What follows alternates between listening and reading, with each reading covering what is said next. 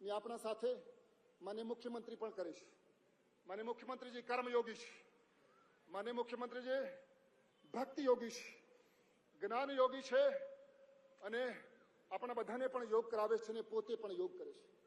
લાંબી ઊંડી શ્વાસ લેતા, સરળ વિનમ્ર મૃદુ સ્વભાવ, જેમને જોઈને તમારી એનર્જી વધે છે. સાહેબના જોડે બેસો ને, બેસવાથી જ હિમોગ્લોબિન વધે છે, બેસવાથી જ ઇમ્યુનિટી વધે છે.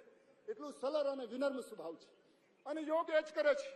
યોગ તમારી શક્તિ વધારે છે, યોગ તમારી ઉર્જા વધારે છે, યોગ તમારી પાવર વધારે છે, યોગ તમારી ઇમ્યુનિટી વધારે છે. એ અભ્યાસ ધીમે ધીમે, અને એને પછી ફાસ્ટ પણ કરી શકો છો. આ મિનિમમ 10 વખત કરવાના અને મેક્સિમમ 100 વખત રોજ.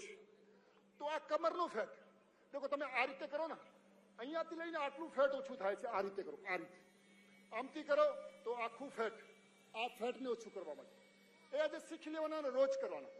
આ કમરનું ફેટ. વિશ્રામ.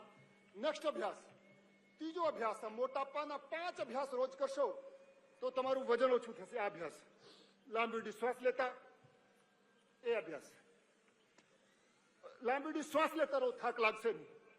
मोटापा से मुक्त गुजरात को बनाना है. अब कोई मोटा नहीं रहेगा, कोई मोटी नहीं रहेगी. मोटापा एक रोग નથી. મોટાપા હોય તો પછી ડાયાબિટીસ થાય, પછી બીપી થાય, પછી હાર્ટ એટેકની પ્રોબ્લેમ હોય, પછી કેન્સરની પ્રોબ્લેમ થાય. વિશ્રામ, રિલેક્સ. આ ત્રીજો અભ્યાસ. પછી ચોથો અભ્યાસ, શ્વાસ લેતા ઉપર અને શ્વાસ છોડતા આ નીચે. એ અભ્યાસ રોજ કરવાનો, મિનિમમ 10 વખત અને મેક્સિમમ 100 વખત. ધીમે ધીમે 10 થી ચાલુ કરો અને 100 વખત રોજ કરો.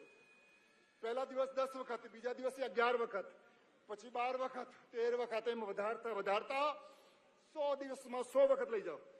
પછી મોટાપા તમારો તો શું, તમારા પડોશીને પણ મોટાપા ના થાય. મોટાપા વધી ગયા, દરેક વ્યક્તિનો વજન વધી ગયું. આ યોગ શરીરનો ભાર પણ ઘટાડે છે અને મનનો